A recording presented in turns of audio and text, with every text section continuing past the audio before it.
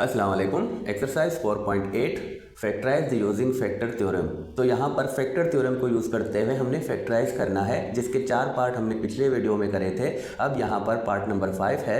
तो ये x³ - 2x² + 9x - 18। तो अब यहाँ पर क्या करते हैं, सबसे पहले तो हम कांस्टेंट टर्म्स का जो फैक्टर्स हैं वो लेंगे। तो कांस्टेंट टर्म हमारे पास क्या है, 18 है। तो हमने 18 के फैक्टर लेने हैं। द फैक्टर ऑफ 18 आर, तो हम लिखेंगे दी फैक्टर्स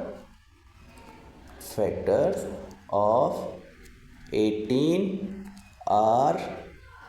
तो इसके फैक्टर क्या होंगे, प्लस माइनस 1 सबका फैक्टर है तो इसका भी फैक्टर है। इसके बाद ये 2 के टेबल में आता है तो प्लस माइनस 2, 3 प्लस माइनस 6 और प्लस माइनस 9, लास्ट में प्लस माइनस 18। हर नंबर अपने आप का भी फैक्टर होता है। तो ये फैक्टर हैं 18 के। अब यहाँ पर हमने बारी बारी चेक करना होगा कि कौन से फैक्टर से ये 0 बनेगा। तो यहाँ पर चेक करने पर काफ़ी टाइम ज़ाया होगा, तो मैंने इसको रफ में चेक करा है। यहाँ पर जो है हमारे पास सही फैक्टर कौन सा है, प्लस का 2 है। तो मैं यहाँ पर प्लस का 2 लगाकर इसको 0 करके आगे बढ़ता हूँ। तो अब यहाँ पर क्या होगा, मैं लिखूँगा if +2 is a factor of Px। अब क्या होगा, मैं Px की जगह 2 रखूँगा। तो मेरे पास जो अब ये वाला एक्सप्रेशन है, मैं x की जगह 2 रखता हूँ। तो 2 का क्यूब -2, यहाँ पर x² है तो हमने 2 का स्क्वायर रखा, फिर 9x तो 9 2 रखा और लास्ट में 18। तो इसको अब सिंप्लीफाई करते हैं। 2 का क्यूब 8, 2 का स्क्वायर 4 और 4 जो है -2 से मल्टीप्लाई होगा तो माइनस का 8। ये दोनों मल्टीप्लाई होंगे तो प्लस के 18 और ये वाला माइनस का 18। अब इसको अगर मैं मज़ीद सॉल्व करूं तो ये देखें, ये माइनस का 8, ये माइनस का 18, ये प्लस का 8, ये प्लस का 18। तो हमारा यहाँ पर अब जो Px होगा वो 0।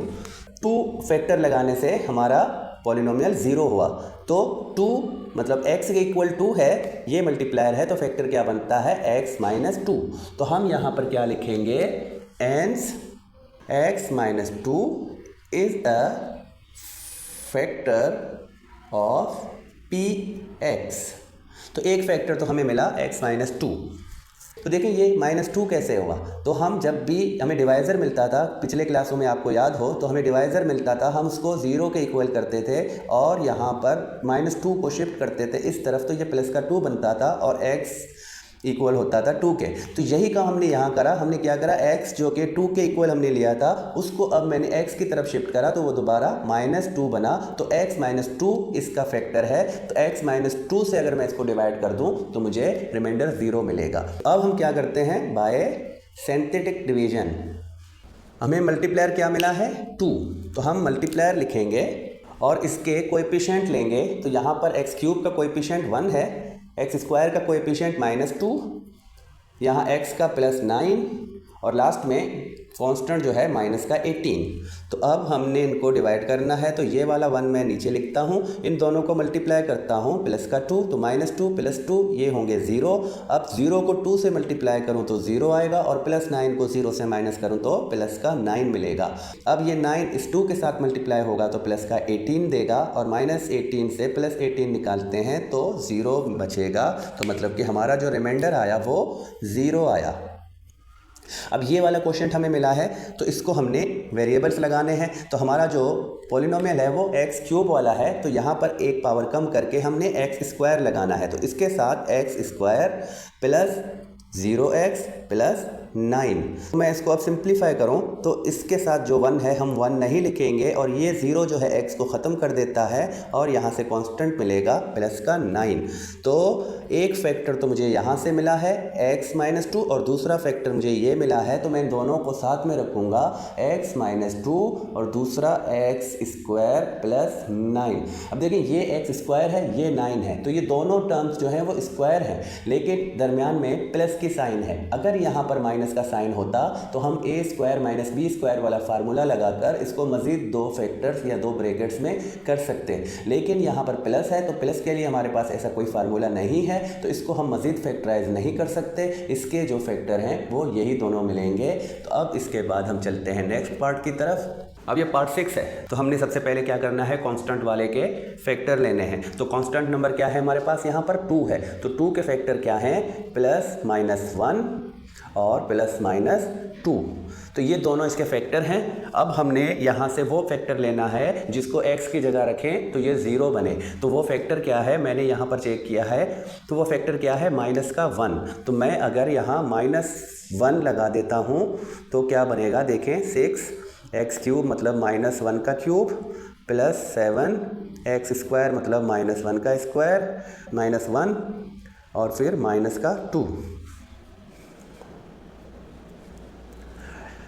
-1 का क्यूब जो है वो -1 होगा और -1 को 6 से मल्टीप्लाई करेंगे तो माइनस का 6 मिलेगा। यहाँ पर -1 का स्क्वायर 1 है और 1 को प्लस के साथ प्लस 7 के साथ मल्टीप्लाई करें तो प्लस का 7। अब यहाँ पर माइनस इंटू माइनस प्लस का 1 मिलेगा और ये माइनस का 2। तो -1 के साथ अब क्या मिला, देखें, -6 है और -2 है तो ये -8 होते हैं और यहाँ पर +7 + 1 तो ये हुए प्लस के 8। और दोनों को अगर मैं सिंप्लीफाई करूँ तो px जो है वो 0 बनेगा। तो ये किस फैक्टर से 0 बना, ये -1 से 0 बना। अगर -1 से 0 बना तो x + 1 जो है इसका एक फैक्टर बनता है। तो हम पहली फैक्टर हमने निकाल ली, क्या है वो, x + 1। और दूसरी फैक्टर के लिए हम अब क्या करेंगे, अब हम सिंथेटिक डिवीजन यूज़ करेंगे। तो अभी हमने क्या लिखा, x + 1 is the factor of px। तो अब बाय सिंथेटिक डिवीजन, तो सिंथेटिक डिवीजन में हमें मल्टीप्लायर क्या मिला है, -1। तो -1 हम लिखते हैं मल्टीप्लायर में और इसके कोएफिशिएंट लेते हैं। तो यहाँ पर 6, यहाँ +6, यहाँ -1 और ये -2। 6 को नीचे लिखेंगे। अब -1 6 से मल्टीप्लाई होगा -6 और प्लस के 7 से -6 निकालूँ तो +1 मल्टीप्लाई है -1 से तो -1 और ये दोनों -2 बनेंगे। अब -2 -1 से मल्टीप्लाई है तो माइनस इंटू माइनस प्लस और 2 1 से मल्टीप्लाई होगा तो 2 मिलेगा और यहाँ पर हमारा रिमाइंडर क्या मिलेगा, हमें 0। अब ये जो क्वोशंट मिला है, अब इसी को वेरिएबल्स के साथ लिखेंगे। पॉलिनोमियल x³ से है तो हम यहाँ पर x² लगा देंगे तो x² + 1, इसके साथ सिर्फ x लिखेंगे तो ये 1x होगा और -2 जो है वो कांस्टेंट है। तो हमारे पास अब 2 फैक्टर हमें क्या मिले, पहले फैक्टर हमें मिली थी x + 1, तो हम दोनों फैक्टर्स को साथ में लिखेंगे, x + 1 और ये वाला फैक्टर है 6x² + x -2। तो ये 2 फैक्टर मिले, लेकिन ये फैक्टर जो है वो ट्राइनोमियल है। क्या इसको मज़ीद फैक्टराइज कर सकते हैं, नहीं। देखें, ट्राइनोमियल है और यहाँ पर इसका जो कोएफिशिएंट है 6 है और लास्ट में कांस्टेंट 2 है। तो हम मिडिल टर्म के लिए क्या करते हैं, हम इन दोनों को मल्टीप्लाई करते हैं। 6 × -2 = -12। तो -12 जो हैं उसके 2 ऐसे फैक्टर चाहिए जो प्लस माइनस करने से हमें प्लस का x देंगे और उनका मल्टीप्लाई जो है वो -12 बने। तो वो कौन से हैं, देखें, मैं अगर +4 को -3 से निकालूं तो मुझे प्लस का 1 मिलेगा और इसी तरह +4 को मल्टीप्लाई करूं -3 के साथ तो -12 मिलता है। तो ये 2 ऐसे फैक्टर हैं जिनको हम यहाँ ले सकते हैं। तो x + 1 6x², तो यहाँ मैं 4x -3x और -2 करके लिख सकता। अब इसको ग्रुपिंग करते हैं। देखिए, इन दोनों में 2 कॉमन है और x कॉमन है, तो 2x को मैंने कॉमन लिया, बकाया यहाँ से 3x रिमेनिंग में बचेगा और यहाँ पर +2। माइनस दोनों में कॉमन है तो माइनस को भी कॉमन लेते हैं और कुछ कॉमन नहीं है तो मतलब कि -1 कॉमन है और 3x अब यहाँ प्लस में चेंज होगा और यहाँ 2 रखेंगे। तो ये मिडिल टर्म ब्रेक करने का तरीका। तो x + 1, अब ये दोनों कॉमन है तो हम 3x + 2 और लास्ट में 2x - 1 रखेंगे। तो अब चलते हैं नेक्स्ट क्वेश्चन की तरफ। तो ये पार्ट 7 है, x³ + 8x² + 19x + 12। तो अब इसके लिए भी हम सबसे पहले कांस्टेंट के जो फैक्टर हैं वो मालूम करते हैं। तो कांस्टेंट हमारा क्या है, 12 है। तो 12 के फैक्टर क्या होंगे, +-1 +-2 +-3 +-4 +-6 और प्लस माइनस 12। ये ऐसे नंबर्स हैं जिनके टेबल में 12 आता है, तो ये सारे जो हैं ये 12 के फैक्टर कहलाते हैं और इसमें हम प्लस भी लेते हैं और माइनस भी लेते हैं। तो अब हमने देखना है कि इससे कौन सा फैक्टर जो है इस पॉलिनोमियल को ज़ीरो करता है। तो यहाँ पर हम क्या करते हैं, हम -1 को लेते हैं। तो -1 को अगर हम लेते हैं तो क्या बनता है, -1 का क्यूब। देखिए एक्स क्यूब की जगह मैंने -1 का क्यूब लिखा प्लस 8। अब एक्स स्क्वायर की जगह -1 का स्क्वायर, फिर प्लस का 19 और एक्स की जगह -1 और लास्ट में प्लस 12। अब मैं इसको सिंप्लीफाई करता हूँ।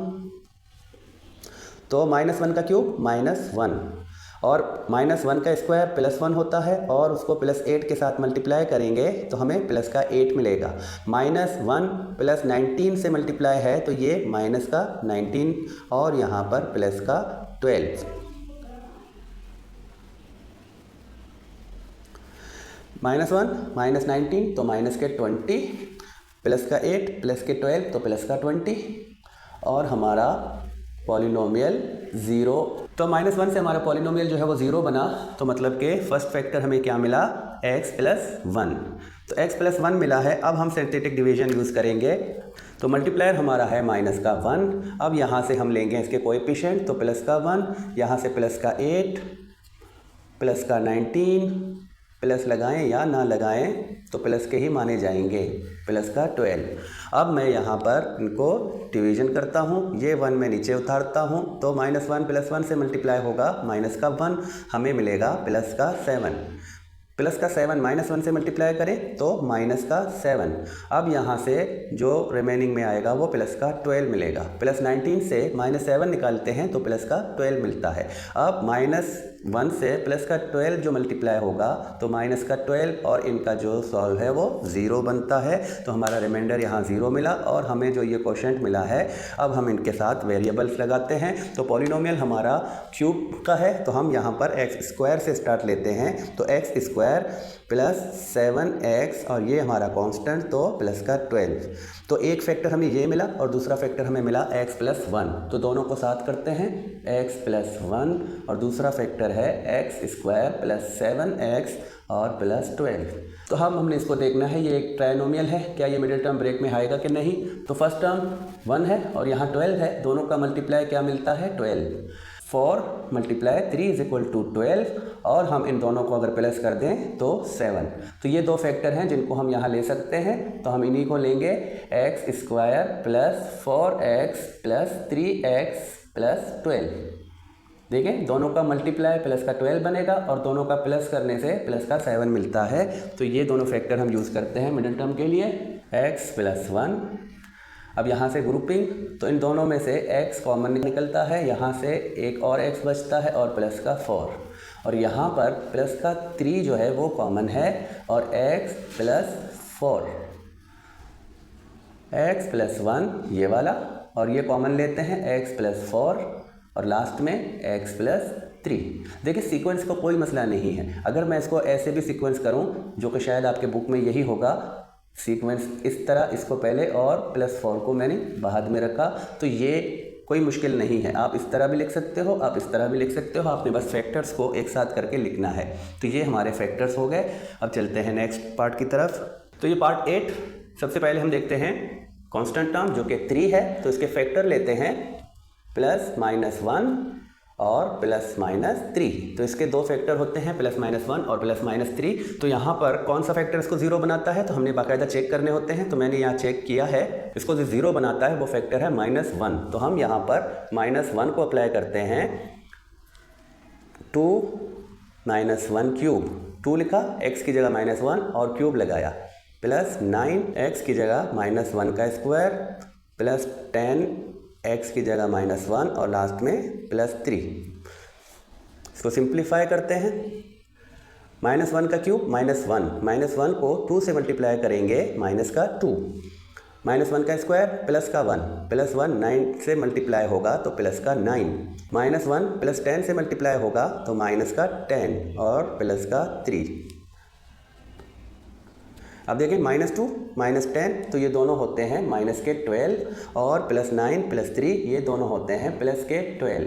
तो हमारा -1 से जो पॉलिनोमियल है वो 0 बना, तो मतलब कि x+1 इसका एक फैक्टर बनता है। -1 को मल्टीप्लायर लेते हैं और इसके कोशेंट को रखेंगे सिंथेटिक डिवीजन में, तो 2x³ का कोशेंट है, x² का कोशेंट है प्लस का 9 और x का है +10 और लास्ट में प्लस का 3। तो इस 2 को नीचे उतारा, -1 से मल्टीप्लाई करने से -2 प्लस 9 से -2 निकालते हैं प्लस के 7 और प्लस का 7 -1 से मल्टीप्लाई तो माइनस का 7।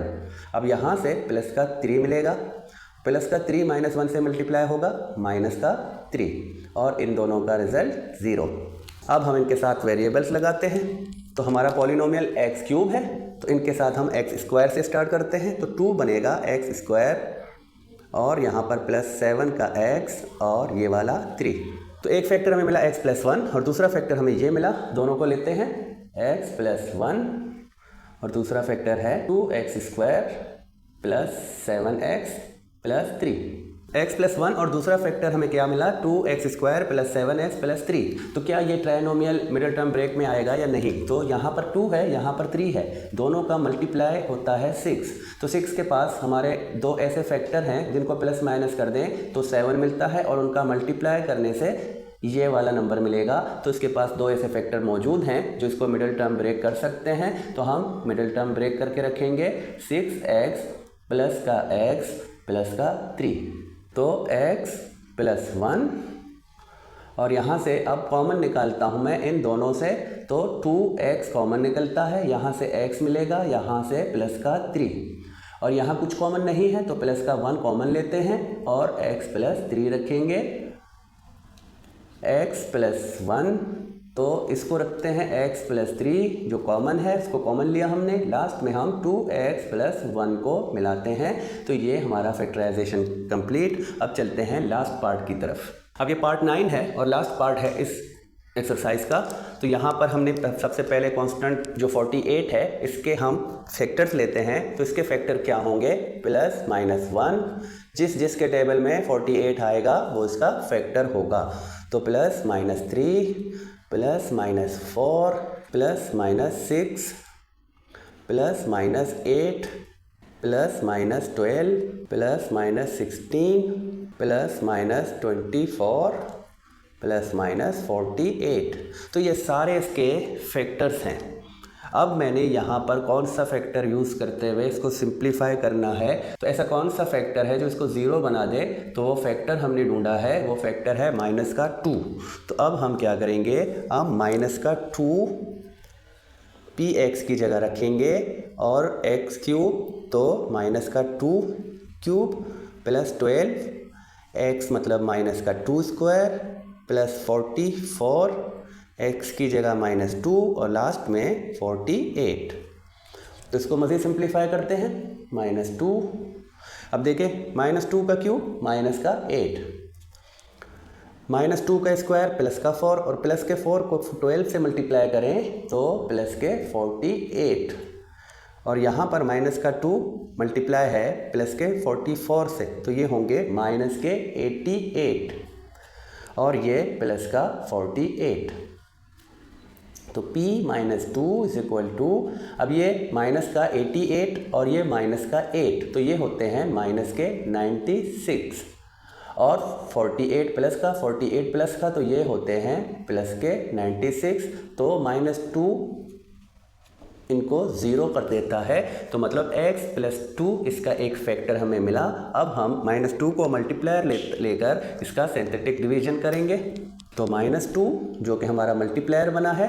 अब यहाँ से हम इसके कोएफिशिएंट लेते हैं, तो x³ का कोएफिशिएंट 1, x² का 12, x का 44 और लास्ट में 48 जो कि हमारा कांस्टेंट है। इस 1 को नीचे रखते हैं, इससे मल्टीप्लाई करें तो -2, 12 प्लस का है -2 तो बचते हैं +10।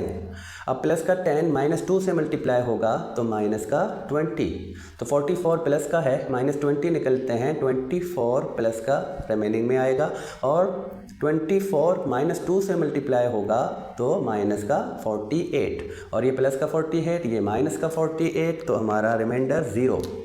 अब हम इनके साथ वेरिएबल्स लगाते हैं, तो पॉलिनोमियल हमारा एक्स क्यूब है तो हम इनके साथ एक्स स्क्वायर लगाते हैं, तो 1 के साथ एक्स स्क्वायर तो हम जस्ट 1 एक्स स्क्वायर लिखेंगे प्लस 10x और प्लस का 24। तो फर्स्ट जो हमें फैक्टर मिला था वो क्या था, x प्लस 2, और ये वाला फैक्टर हमारे पास है x square plus 10x plus 24। तो अब यहाँ पर देखते हैं क्या ये मिडिल टर्म ब्रेक होगा, तो यहाँ 1 यहाँ 24, तो इनका जो प्रोडक्ट मिलता है वो 24 मिलता है। तो 24 के पास दो ऐसे फैक्टर हैं जिनको प्लस करने से 10 बनता है और जिनके मल्टीप्लाई करने से 24 मिलता है। तो हम यही फैक्टर लेंगे यहाँ पर, x square plus 6x plus 4x plus 24, x plus 2। अब यहाँ देखें x कॉमन है, x प्लस 6 बकाया रहेगा और यहाँ से मैं 4 को कॉमन निकालता हूँ तो x प्लस 6, x प्लस 2 और यहाँ से कॉमन x प्लस 6 और लास्ट वाला x प्लस 4। तो इसको हम सीक्वेंस में भी कर सकते हैं। तो देखें इस वाले एक्सरसाइज में मैंने मिडिल टर्म ब्रेक जल्दी से किए हैं। मिडिल टर्म ब्रेक को मैंने पिछले क्वेश्चंस में बहुत अच्छी तरह समझाया है, पिछले एक्सरसाइजों में बहुत अच्छी तरह समझाया है, पूरी डीप में समझाया है। तो अगर किसी को इस एक्सरसाइज में मिडिल टर्म ब्रेक में मसला लग रहा है तो वो पिछले वाले वीडियोज़ देखकर मिडिल टर्म ब्रेक को अच्छी तरह समझ सकता है। तो इसके साथ हमारा ये एक्सरसाइज कंप्लीट होता है। तो मिलेंगे नेक्स्ट वीडियो के साथ, तब तक के लिए खुदा हाफिज़।